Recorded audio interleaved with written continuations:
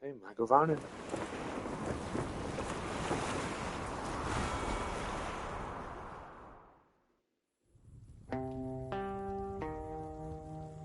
Our story is more than what hobbits and elves know. It is time we told it This intro ourselves. going?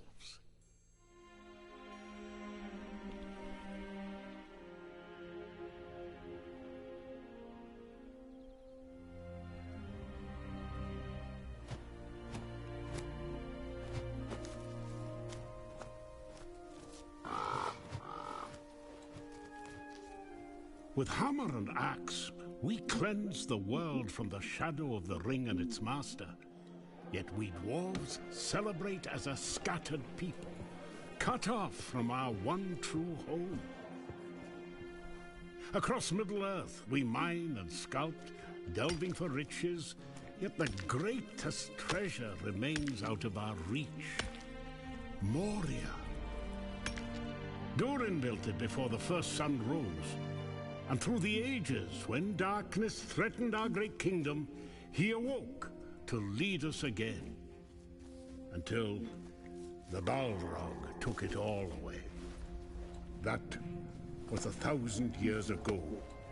And Durin the Deathless has not returned. Some say, be patient. I say, we wait no longer. It is time to journey from every mountain. Come, rally together. Bring your axes and tools, craft and courage. It is time we dwarves return to Moria.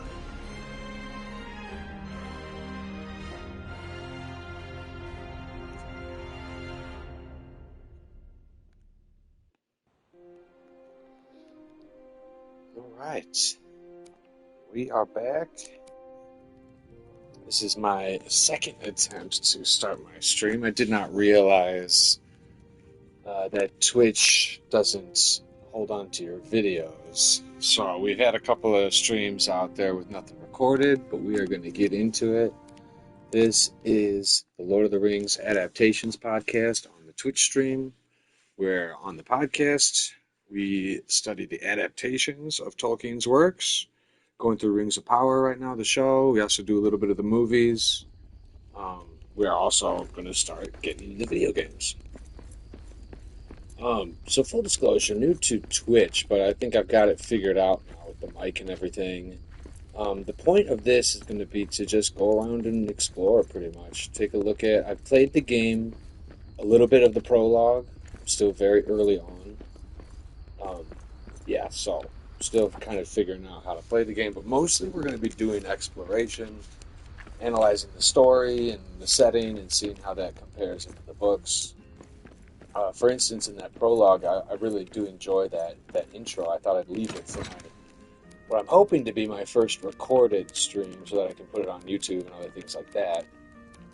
They have, that Durin built Khazad-dûm before the first sun rose, which is true. They have just that desire, all those dwarven kingdoms to come back to their homeland of Khazad-dûm. I thought they did a really good job with that intro, so I thought I'd leave it in for this video. So here we are down in the depths. For people who don't know the story, or if you're watching this later, or whatever, we're trying to get back in, as that intro video showed. We're trying to get back into Khazad-dûm. So we see some pretty cool windows and statues over here. And Gimli is in charge. Gimli, they're calling him Gimli Lockbearer, which is great, as we know he gets the locks of Galadriel's hair. So they're calling him that, which is pretty awesome in this one. And we're then trying to blow up the doors of Durin because they are not opening anymore. As we know, it shows in the movies that the doors get crumbled, but as we know from the books, if you're reading carefully in Fellowship, the Watcher in the Water actually slams the doors shut and blocks them with the two holly trees. So they are still usable. They are not destroyed or anything like that. But now they're not working. So we go in, we try to blow it up with some powder. Your character, my dude, I'm calling him Billy. He falls in, and we are in Moria by ourselves, which is obviously a very daunting task for a little dwarf. And you pretty much, I got to my first camp over here. Not really sure how much I should build up before I continue on. Like I said, this is going to be kind of an interesting experiment in how much we can do in this game and talk about, uh, Tolkien's work all at the same time, which I'm excited to do. I actually got some DLC with it. Got this Rohan armor, which is really sweet. There's a very cool explanation to go with that as well, for instance, because we know that Éomer and Gimli become friends in Lord of the Rings, and when he also, after Lord of the Rings, he goes to become the Lord of the Glittering Caves, which are the caves behind Helm's Deep. And obviously that's Rohan territory. We know that Rohan is King Éomer's domain after the events of the Lord of the Rings and Theoden's death. And then the game extrapolates on that and says they're friends. The dwarves give them like an elite unit, to go guard the king and do some stuff. And then Rohirrim pretty much like patrol the trade routes. So the dwarves have safe trade routes, and they then gave you this armor. And there's a spear and some other stuff you can get later. It's got the horse and the very cool Rohirric, like Anglo-Saxon knots that we know. Ooh, my torch is gone out. That's actually a very cool part of this game as well. You need to have your torch with you. You need to have light around you. They actually kind of get some of that from the book, which I really enjoy. I was actually going to pull out a quote really quick from the book to kind of, give them their props on that.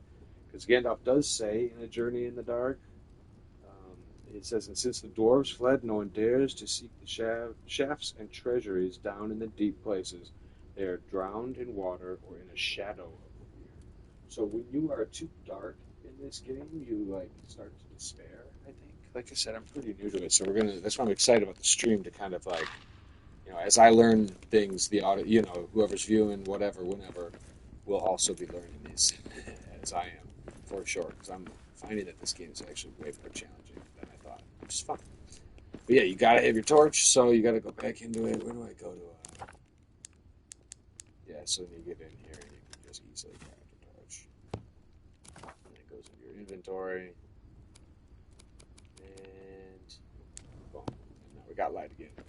So yeah, so we're in the deep dark of Moria. Here, this is my first original camp. As I said, I didn't know how much I should build it up before I move on. I think I want to try and move on a little bit. At some point, I don't know how far I'll get in this stream, because like I said, I do want to do the story, but I also really want to look at how they built the world. I think that's part of the thing that we lose in some adaptations of Tolkien, is that the games themselves, while they can stray from lore and they can stray from other things, you gotta watch your temperature too. Quite often, there's some pretty good world building. I know people did not like Shadow of War or Mordor, and I'm not trying to justify them or anything like that, but I do actually think the world that they built, it's something I'm going to be streaming those games at some point too. I think they do a pretty actually decent job of, cool, there we go. We got ourselves a door. Anyway, they do a pretty good job of building the world. The world of Mordor is really well done. I think it's really cool. They get the different regions. It's far from perfect game. There's no doubt. There's no question about that. But